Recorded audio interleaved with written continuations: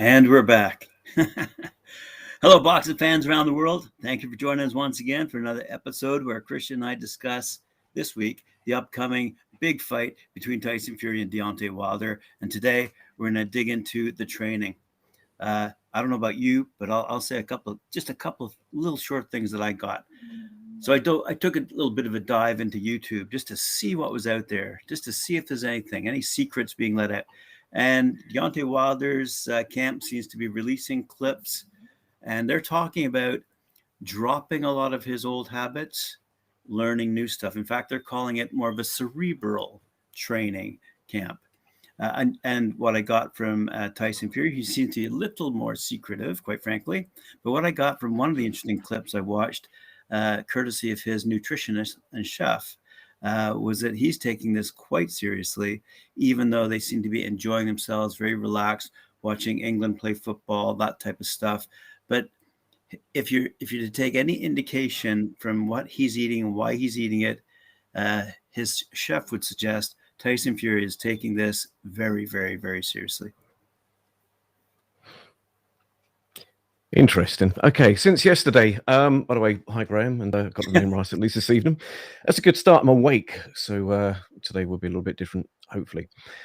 Right, I checked with somebody who is, how could I put it, fairly in the know, and they confirmed that early camp days, yes, there was friction there. Wasn't going to say any more, but said that it confirmed that definitely was issues in the camp. But apparently, it was all resolved.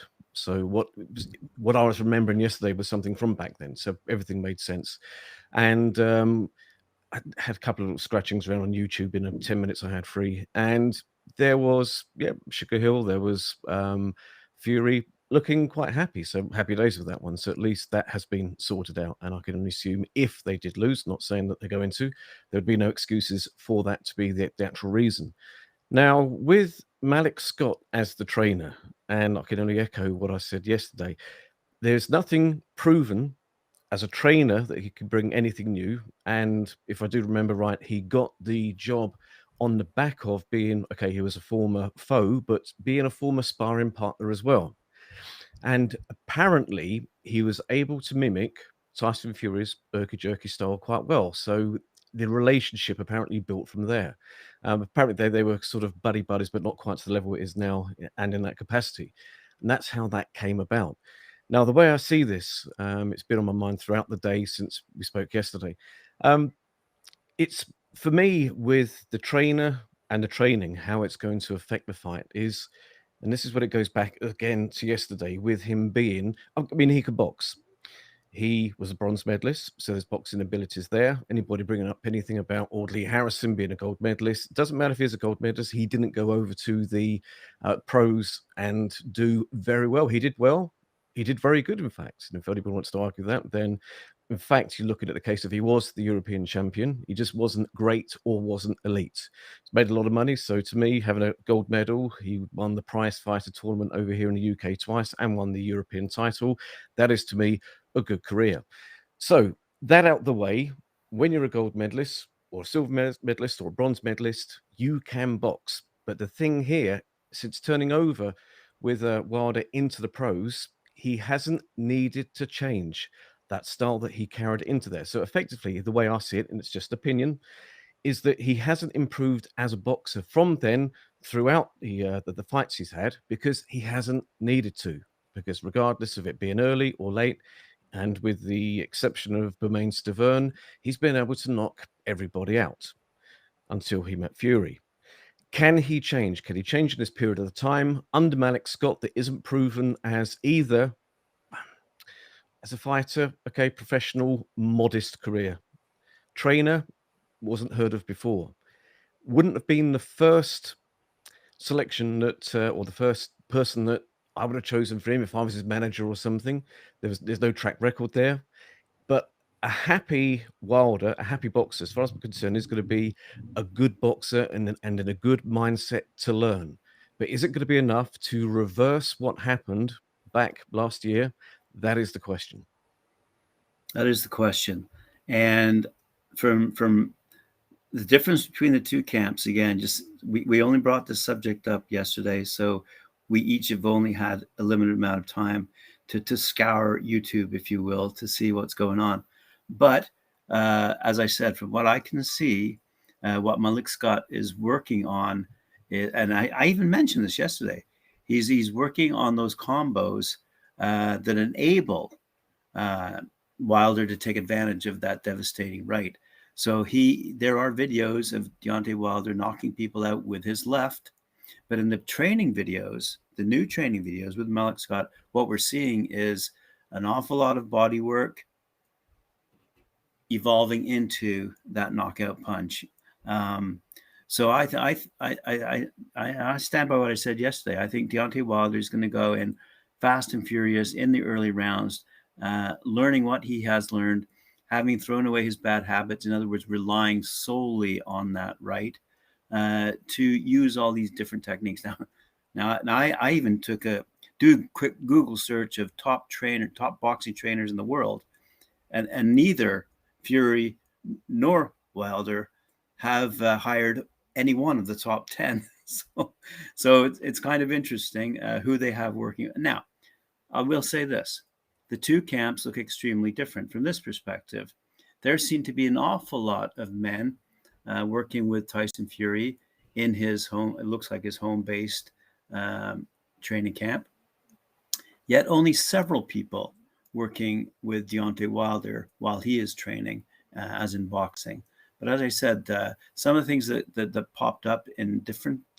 So Tyson Fury focused on nutrition, how he was eating, how he was getting healthy, and how he's being focused in that respect. Yet a lot of the videos showed him watching, as I said, England football and maintaining a very light atmosphere around him, surrounded by a lot of friendly guys who maybe are keeping him focused, if you know what I mean, as opposed to going off into other things. But anyway, Deontay Wilder seems to be extremely focused, and that's what I did notice. And from what I could see of the videos, Malik Scott is a great talker. he seems to be a pretty chirpy guy. Oh yes. So that's what I've noticed, the two differences in the two, just by looking at whatever YouTube videos are out there, trying to ascertain what are they getting at. And as I said, Deontay Wilder seems to be absolutely focused on, okay, take me away from my devastating right. What else can I use to take advantage of my skills, my physical skills? One of the things, completely agree with that, by the way.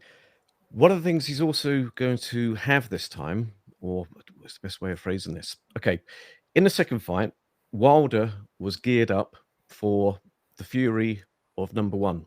Yep. In no way, I don't think anybody, apart from Tyson's camp, could have predicted that Tyson was going to come out and knock out Wilder and look heavy-handed in the process, having had that label or being pigeonholed as a feather, pillow-fisted, whatever. There's been nothing at all, even in his record up to that point, that showed that he was a heavy puncher. I wouldn't say he's a light puncher, because anybody that's 6'9" and going to have that kind of weight behind him, there's going to be a certain amount of power there. But the ratio wasn't, not top notch as such, like Klitschko's or Lewis's or Wilder, etc. So it came as a surprise. Now, one thing that's going to happen in the third fight is that Wilder is going to be trying, I'm going to choose my words very carefully here, trying to learn how to counter that, because it was not expected. And this is why it was just such a shock. It was just, it could have been another distance fight. Was it going to be a repeat of the first? No, it was just absolute beatdown. Only the layman's term I can best put to that, absolute beatdown, which it was. Now, he's got to learn to counter that, and he's got to be able to adapt to two different styles, because Fury might not even come in with that game plan. He might be coming in to outbox him again, much like with the Derek Chisora 2 fights that he had. The first fight, it was a good close bout. Fury won by points. It was a close-ish decision, but that's when both of them were unbeaten. In the rematch, Tyson, and he usually does he do better in rematches? No, I'm not going to say that. But in this rematch, he certainly did a lot better. And Wilder has got to basically cater for two different styles. With that in mind, I think Wilder is the one that in the fight is the one that can, I'm not going to say will, but can improve more, because he was just a one-trick pony, if you want to call it that way. Tyson came out in his first bout. He was the master of body rolling, whatever. Great boxer. Come out in the second fight, completely different. So how is he going to come out? Is it going to be the Tyson number one, Tyson of number two, or is it going to be an amalgamation of the two fighters? He's got to be prepared for those two. Now, the thing here is if it does become a bit of a slugfest and they do trade, and I think, like yesterday, I said that I think it will. This is where it doesn't matter with the training that Wilder's had. And again, this is just from the outside looking in and skimming the surface very briefly. When the going gets tough, he will revert to old. But that old may be enough if the going does get tough, if that makes sense. But I think what he's going to learn with the period of time which has taken place, I just think that after a certain amount of time of it, if, for example, if it didn't work, if it did work, then you continue what you did the other rounds. I know it's not as simple as that, and then you become the winner. But I just think that he's going to, at some point, revert back to old. But as I said earlier, I think he's the one that can improve more from the first fight because he was a one-trick pony. With Tyson, he could be one, he could be two, he could be one mixed with two. Who knows? Well, it is interesting. I'll say once again, the other thing I did notice that Wilder was working on were the body shots. So he was working on not just body shots, but then the evasive maneuver given a counterattack. If he's going to get in close enough to deliver those body shots to set up that devastating right. I've seen him knock out people with his left too. But the point of the matter is I think Wilder's camp fully recognizing, there is quite frankly some instability in Fury. Some of the other videos that Fury has posted or Fury's camp has posted or other people have posted on behalf of Tyson Fury, because Tyson Fury doesn't seem to be posting videos of himself. He has, let the world know that he's been suffering from mental health, which led to his drinking, which led to him doing a lot of drugs. He admits it. And he says he wishes he would have spoken to someone 10 years ago, but he didn't. So he went down this path. He's now recovering. And he's got a team that surrounds him that I would hope keeps him away from that kind of activity leading up to this big fight, because it seems like the Bronze Bomber is certainly incredibly well toned and learning new tricks, if you will, to counter the offensive weapons that Tyson Fury obviously has. I still think that the best trainer for Fury definitely would have been Uncle, who masterminded, obviously, the Klitschko defeat. That was, I still say it, out of every single fight he's had, that is the best performance that he has given. That was dominant. It was great. That was boxing at its purest, and something you just do not see in a heavyweight, and certainly as in the heavyweight division, you haven't seen for a long, long time. Now, with another thing that is going to play into this, and I know it's not about the trainers, is the lack of activity that's taken place since they last fought. The second one was February 29th of last year, I think it was. Now, the time off, which is quite a long time, I think will hurt the boxer more as opposed to the puncher. I know Wilder's trying to box more, but as time, and it is a fact, that time will affect the boxer more than the puncher. And this is something which could be a factor as well. The stop-start training, I didn't like the beginning of Tyson's training, and I know there is a lot of hearsay, gossip, whatever, that come from the first period of time before the bout was cancelled recently because of supposed COVID reasons. I'm not going to say it's not true, like a lot of people say, no, it definitely wasn't, blah, blah, blah. But there were rumors that his training was not up to scratch. And this is what effectively possibly led into the rumor of obviously trouble in the camp. All appears to be resolved, as we said earlier. But the time doesn't favor Fury. I think that we've got, again, I stand by the reversal of attitude to it. With the trainer, yeah, Steward seems to have him on the, how do I want to put it, straight and narrow, because this was Fury's problem up until going into training with his uncle, as in Peter, not what's the brother? There was the other uncle who originally trained him. But early on in his career, Fury literally flitted, and to the extent of one trainer to another, or would have a couple of fights and then go to the other one, go to the other one, go back to his uncle.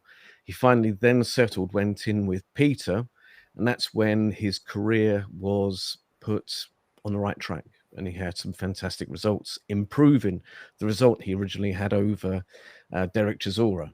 Stopped him as opposed to it going to a close points decision. And at that point, Derek Chisora was still on top form and not on the slide. That would have been a number one trainer for me. I don't know why he didn't go back to him. Interesting. Would love to know. Maybe I should watch YouTube more. But Steward does seem to, choose my words right, have him on the right path, even if there was a bit of a blip at some point, if that was true. So therefore, it should be a good display, because what I have heard, because what I'm doing is when I'm working throughout the day in the evening, I have the TV on loosely, and it's just on random repeats of everything. And one thing I do hear sometimes on whichever YouTube it's on, I hear that people say, oh, yeah, but he's very hit and miss. He could have good performance and a bad performance. But that was all down to his training, because he was very here and all over the place. And it's Peter that finally knuckled him down. And moving that over, this is where, if Tyson is not fully on the ball, this is where, again, he could slip. Now, is he 100% on the ball, or 90 or 80? Is that difference of 10, 20% going to allow us such an opening for a possibly improved Wilder? However good the improvement is, and whether he can actually keep that improvement up, again, that is the big question. But he seems to be happy. I don't think he's taken him lightly. I think there might be some complacency there. Who can tell? But again, motivated in the second fight, and Wilder wasn't really. I think you got a Wilder fired up again. And the thing that I'm curious to see what weight Wilder will come in, because this is something where in the second fight, that was a career heaviest weight. Now, you can argue that he's got to put on that extra bulk, which I think was the plan, because obviously from the first fight, he must have been fatigued with the clinches that they did have, which wasn't that many. But he found it probably hard going in with somebody that was so much heavier than him. Now, I can only guess that a career heaviest was trying to counter that. So if they do think that, hold on a second, we shouldn't come in so heavy because of I wasn't the same, whichever reason they would have put down to the loss, bear in mind is about 101. But weight, I've never heard them mention it, but weight from the outside looking in, from a layman as such looking in, weight could have been a factor, because he wasn't how he usually was, and that's not the weight he usually was. So is he going to come in at a similar weight, or is he going to drop down lighter, where Tyson possibly, if the rumors are true, is going to come in even heavier? This is all very, very interesting as well. And again, I think it's going to have a factor into who wins on Saturday. We had mentioned Freddie Roach yesterday. Was the chap you spoke to in the know able to give you any insight as to? I didn't ask because it was fleeting. Okay. There was a difference of time, so yeah, that's literally catching on the fly. But there's another issue that has popped up in the Fury camp as to, if you had all the money in the world, why wouldn't you hire someone like a Freddie Roach? And so it had to have been Freddie Roach who said no. So there has to have been some reason, if you ask me. And I don't know. I haven't researched this one at all. And maybe the chaps who are chiming in on the side chat here can answer that question. What happened between the Fury camp and Freddie Roach? Why wasn't Tyson Fury able to hire Freddie Roach? Well, he did have Roach in the corner on the first fight, but he was an advisor added to Ben Davison, where Ben Davison took over the Rollers trainer, and he did an absolutely fantastic job with getting Tyson from the behemoth weight that he was down to fighting weight. Was an absolute masterclass demonstration of how you do it. There were some concerns over Ben Davison actually being able to, is he going to be enough on the night? Is there going to be enough expertise then? Because since then he's come on leaps and bounds, but there were still question marks then. So they brought in Freddie Roach overseeing what was taking place. And it was Ricky Hatton that was in there as well. That was the first fight. You had Ricky Hatton, yeah. You had Ben Davidson, and you had Freddie Roach. Yep. So the question remains, I mean, why would you go to it? I have nothing against Sugarhill. I mean, obviously he's done some great work with Tyson Fury, but he's, from what I can see, and this is not my opinion, but from what I can see from the people who are writing about boxing, who obviously are very opinionated, Sugarhill does not rate in the top 10 best trainers in the world. So if I'm Tyson Fury and all is on the line, why aren't I going out and hiring the best of the best? I'm just throwing it out there because I don't know the answer. Well, Tyson did a lot of training over multiple visits to America with Manny Steward. And it all worked out very well there with him. Even Manny pointed out that once Klitschko had retired, that Tyson was going to reign well from there. Now, because of the link up and because of the need that was required with Fury to become a harder puncher, or at least put his weight behind them, which is what appears to be happening because they're clubbing as opposed to the Wilder kind of snap kind of punch. Going to the Kronk, you've only got the choice of Kronk style, if you want to put it loosely like that. You have Sugarhill or you've got Jonathan Banks, one or the other. And with the two of them as trainers, I think Banks has had more success, but that is basically based on him being in the corner of Klitschko for every single fight since Manny sadly passed. That aside, his resume with top fighters, bit patchy. The same with Sugarhill. There's nothing that stands out. But again, it's like goes back to the same thing. Is that what he needed at that point? Regardless of it being a prestige name with the track record or not, he did enough to turn that second fight around and make Tyson a heavy puncher from someone that was not considered a heavy puncher. And it's then switching over that same theory with Malik Scott, who's not well known and with zero track record. Is he going to be able to teach Tyson how to box and how to change when you've been in a style that near enough hasn't changed since, I was about to say his first pro debut, but from the amateurs, hasn't much changed. If you look at his early pro fights, they're no different to now. And that is why, when it goes back to that thing, he has got a good boxing background. He was bronze medalist. But we're turning over to the pros from that first fight. He's not needed to improve that because he's always had that equalizer, whether it come early or late or somewhere in between, as always had been the case. So training camps, as I found out, involve much more than just simply the trainer.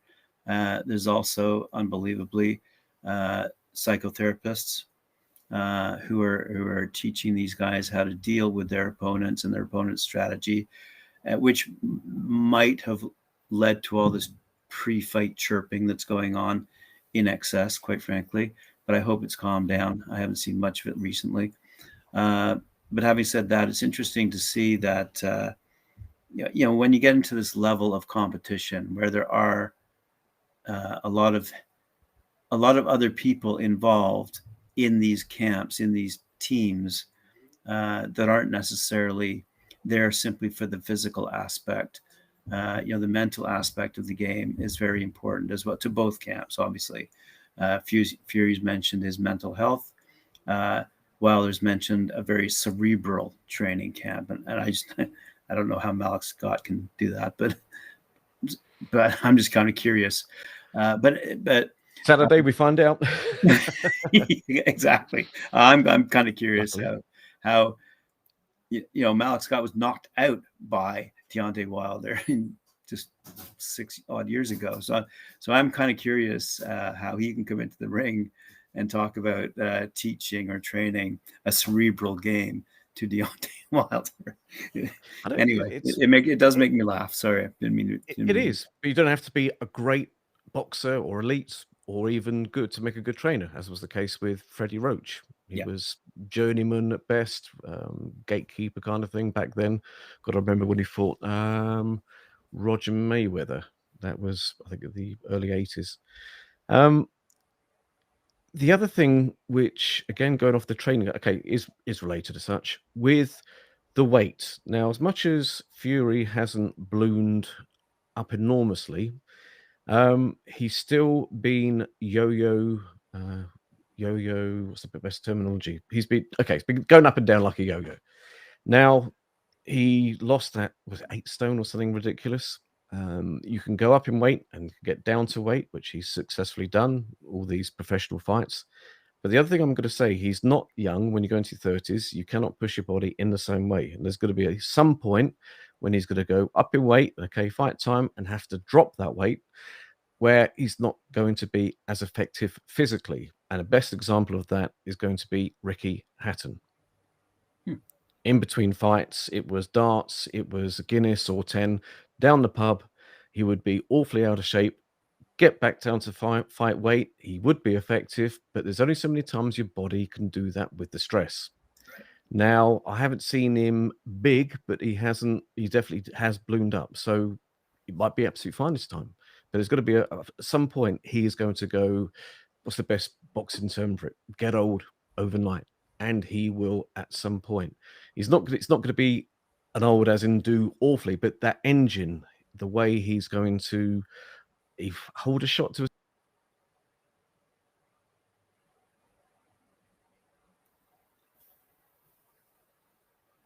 Your mic. We've lost audio now from Kristian. Hopefully we can get that mic back here. Your mic. Degree, but oh, there he is. He's back. Thank you very much. Sorry, we lost you for a few seconds. Oh, and we've lost him again. What the heck? Might be switch hitting. This is what he did with Derek Chisora in the second fight. Completely confused him. This is why he had a better result. I just don't think anything is never straightforward with Fury, which is fantastic, and certainly, confused Wilder in that second fight. But I don't think he's going to come out the same way. I think you're going to see a bit more of a measured fight. As much as he's saying he's going to knock him out even quicker, I don't think that's going to happen. Or I don't think it's going to be the intention. Again, we can all clutch at ideas in the sky, and bearing in mind there's 2 people in there, so whether it's a warranted good analysis that gets it wrong from somebody out there, or somebody just lucky, who's going to win? Oh, and they get it right, hallelujah. This fight is so difficult to work out who is exactly going to win on the night, because there's so many ins and outs. It's not like you've got 2 middleweights that don't go up percentage wise so much higher in weight, or have gone through the weight loss that Fury has done, where it's a good fight between 2 pros is usually easier to work out who's going to win, as opposed to this fight, because there are 2 characters, and one a little bit more than the other, but you don't know what is going to happen next. And I still say it, until I see them in that ring walk and through the ropes, you never know what may happen in between, unfortunately. But certainly not conventional with anything with them. It's difficult to say exactly what's going to happen. I don't think anyone could turn around and say this person's definitely going to win it, because if you said why exactly, then it would be blah blah blah. But the things might not be that way. So how could you come to that conclusion? There's so many ins and outs and so many different imponderables with this and different ways of looking at it. I stick by, as the bookies would do, if it's just even. Head says Fury because he's got the tools. Gut says Wilder. That's the better way, not the heart. The gut, it's just a gut feeling. Or the crystal ball. There we are. The crystal ball says Wilder.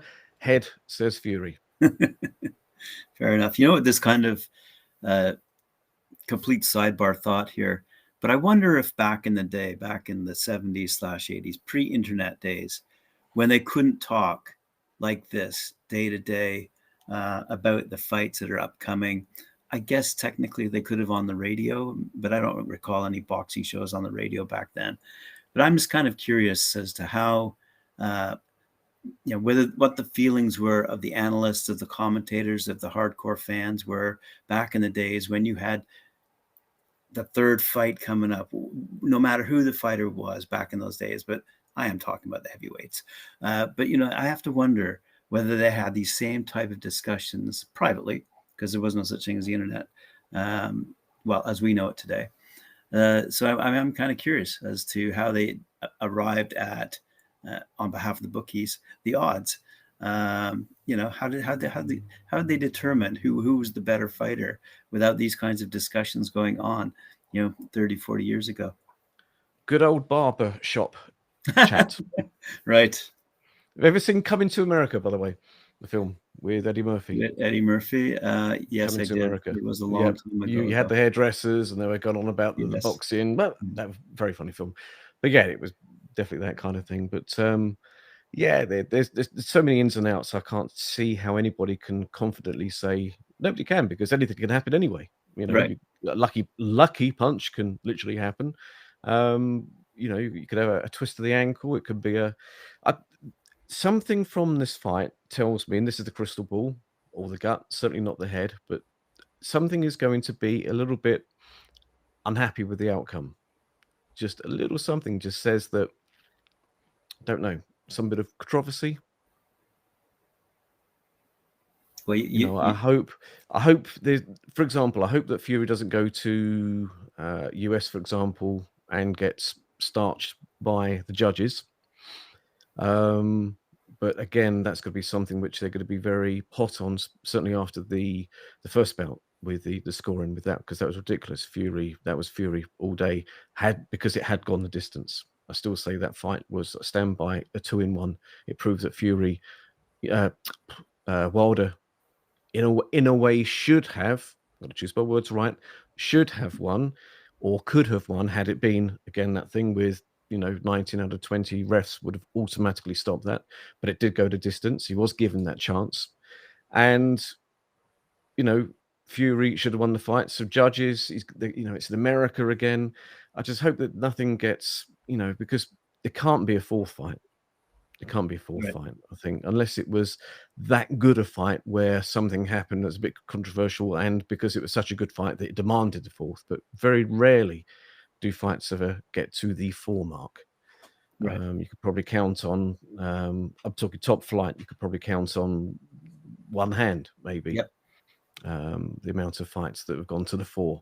A lot of people do want to see this one, done, dusted, out the way, no more Wilder Fury. But that is based on the beatdown that Fury did give Wilder. Right. But I think it's going to be a better fight. I don't think there'll be. This is the one thing I'm going to. If I had to put money just on this bit, I would say I don't think it's going to be beat down, and I don't think it's going to be a repeat of the second fight. I think it's going to be more entertaining. I think you're going to get a fight that's literally a cross between 1 and 2. Absolutely. I think this is going to be one of those fights that'll go down across the ages as a great, great fight. Because I think all the unnecessary chatter that I complain about, aside from that, this, when they go toe to toe and that bell rings, I think us fans are going to be absolutely thrilled, entertained, whatever, jumping out of our seats. This, especially on your birthday, having just a great time watching 2 boxers go toe to toe, best of the best, no matter where they're from in the world. And then the training that they say they've put into it, the seriousness of their training. The people, you and I question it. Some of the fans out there question it. But at the end of the day, maybe these other professional trainers that are out there just simply weren't available. Maybe it's a personality thing. Maybe the trainers have to be comfortable with the fighters that they're training, not just professionally aligned, if you will. And again, I wonder too if there's actual goals or milestones that are put into place in a training regimen, or is it all just, as you say, is it all just gut feeling? What we're going to work on today is this. I don't know, because at the end of the day, I think Wilder's objective would be to defend against the offensive weaponry of Tyson Fury. That would be his main objective, I would think. But then to be able to deliver that knockout blow, and how to do so effectively by strategically playing his cards right, or as one of our comments has been, to play the chess game appropriately, put those pieces into play to enable you to deliver that knockout punch. Can you train for that moment? if you take a look at what I'm seeing on YouTube, the training videos that have been released by the Wilder camp would certainly suggest to me that he's working on his liver shots to enable him to deliver that knockout blow. Because that is the problem with Wilder. There's undoubtedly he's the heaviest hitter, maybe heaviest hitter of all time, as just a one punch hitter. Yeah. It's funny. It's and I don't even know. I mean, with the history of trainings with Fury, he was never able to settle down. As I said earlier, it was literally from one to the other. It was near enough a different trainer for different fights. Or, okay, without exaggerating it, he might have been with the trainer a couple of times. He was even with Rob McCracken, I think, for one fight. He went everywhere, then back to a trainer, then he'd go to another one, then he'd have two people in, and it'd be nobody in there. I should have got a whole list. That would be interesting to see. But it was extensive, and this is why he had a very patchy career. Up to it wasn't the Klitschko fight, but with the lead up to the Klitschko fight, around the time when it was the Derek Chisora and Christian Hamer fights. Also, when he went with Steve Cunningham, I don't think Peter was with him then, or certainly he wasn't literally with him, obviously, because he can't go to the US with his past, unfortunately. But it seems to be stable. But I over choice. Why did he go with Ben Davidson in the first place? I should go on YouTube more. Why did he go with Ben Davidson? I can't even guess why. I can only guess there was some kind of link, friend, something to do with maybe MTK or whatever. There'd be some story. Maybe because of, as I do believe, Ben Davidson, he was something to do with, he got into this game via the health route. And I think he was a bit of a guru with losing weight, which obviously Fury needed. So it probably, this is just purely guess. They could have gone to him for the weight loss, but then it worked out. They gelled in the ring. And it's this gelling, it's this getting on with that needs to happen with Fury for him to do good, as opposed to some of the patchy fights he's had in the past.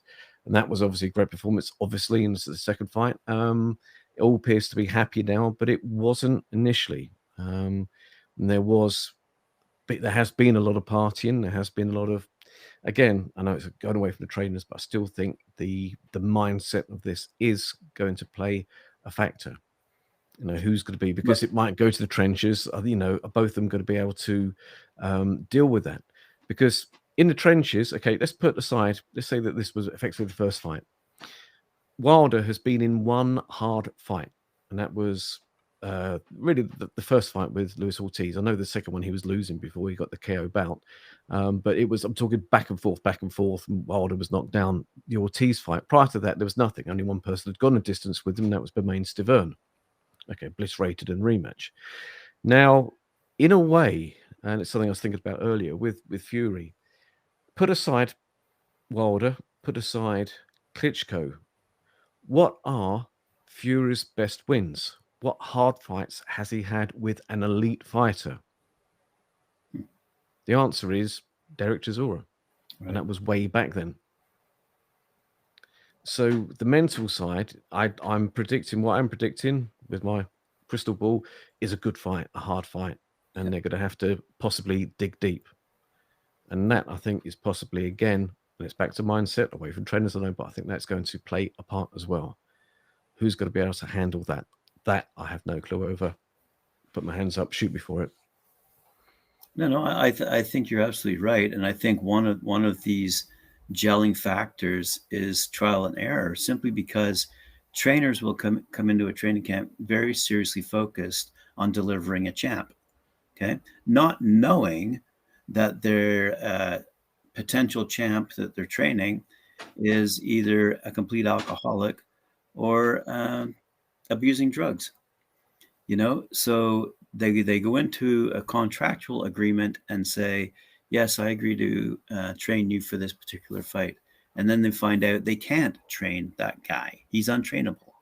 And that, I'm just guessing here, that might explain the roller coaster that Tyson Fury's been on with respect to training up until recently, but in his early days. This is something he admits. He admits he was a complete idiot when it came to his partying, and then getting in shape quickly for the fights, because it was, he had the skills to pay the bills, and that's what he was relying on. So now I think he stepped into a more serious realm, and it begs the question why he stuck with Sugarhill, quite frankly. But we can't answer that. We can only wait till Saturday night to watch this great fight unfold and see who comes out victorious. But like I said, like I've said before, and I've drawn the analogy between the music industry. There are certain musicians who are introduced to certain producers to produce their album. But if they don't gel in the studio, that magic never happens, and that hit album never gets produced. And you hear it time and time again. And I think that would be the same thing that happens when trainers are introduced to fighters. If they're not familiar with them, they don't gel, something's just not right there. That might be deemed an excuse, but I think in Tyson Fury's case, he's said it, he's admitted it, he's had his issues, he's dealt with those issues. He's now on the right path. And as I said, the one thing I noticed is he's actually got a nutritionist, a full-time nutritionist who lives with him, who keeps him at, how do I say this, optimally fed.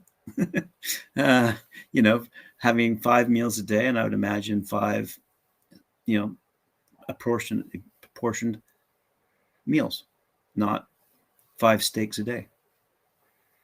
Anyway, I'm looking forward to a great fight, just like you. Absolutely.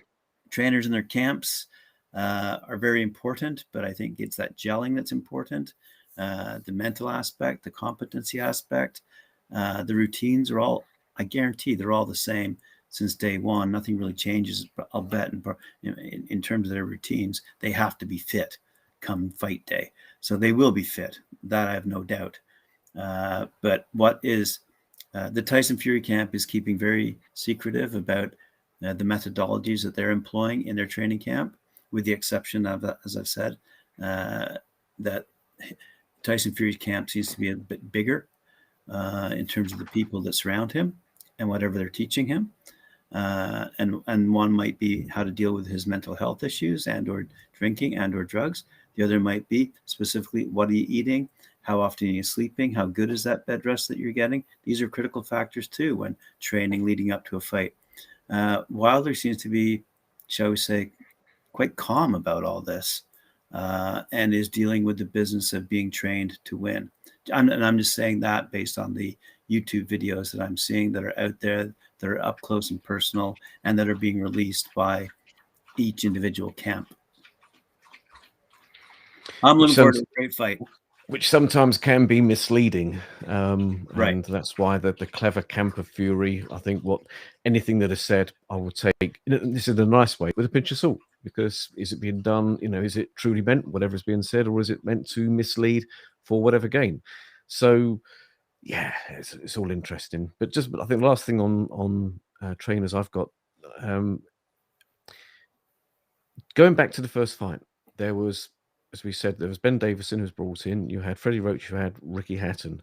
Now, with the 2 fights that were in between Wilder 1 and 2, you had Tom Schwartz of Germany and you had Otto Wallin. Now, I can't remember, because for the life of me, and I'm going to check this as soon as we finish this, I want to find out why Freddie Roach was not in that corner. And I don't know if it was just for the one fight, so the Wilder first fight, or with the Schwartz and your Wallin one as well. But I know for a fact that the Wallin fight, I can't remember Roach being in there, and it's John who instructed Ben to be taken out and to find another trainer who can make Fury effectively punch his weight, because he was very close to losing that fight. He was very lucky that the referee didn't stop it with that horrendous cut. I mean, again, like the situation where, for example, another referee might have stopped the first Wilder fight. Another referee could have easily stopped that Wallin fight with the cut that Fury had, easily.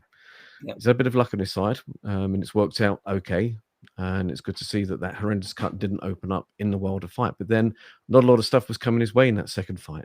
Here's something else. What if it is a dogfight? And that was a horrendous gash. Could that possibly open up again? To me, I've not even thought about that. That's another possibility. Wilder is a hard puncher, and that was a nasty gash. Interesting. But yes, I think out the two trainers, I think that this is just my recap. And last thing I'm going to say is that definitely Steward is better than Wilder's Malik Scott. There's no track history there in anything, but it appears they gel. With that relationship, can they pull wonders? I don't know. Saturday will tell. And how is Fury going to come in? We don't know. So many ins and outs, so many unknowns. Saturday, I can't wait. And tomorrow, I think we should go over everything once again and give a final prediction without, I'm just talking myself here for not sitting on the fence at all. We'll try and find some time to see if I can catch up on anything with YouTube. Very difficult at the moment. But yeah, and a final prediction. Here's a quick question for you that we might want to look into. Have they announced the judges? Who's going to judge this? I don't know, to be honest with no post. I've got nothing's been mentioned with anything. There's nothing at all that's been said. I don't even know who's the ref. Ref can be a factor. Yeah. Because certainly wasn't the first fight.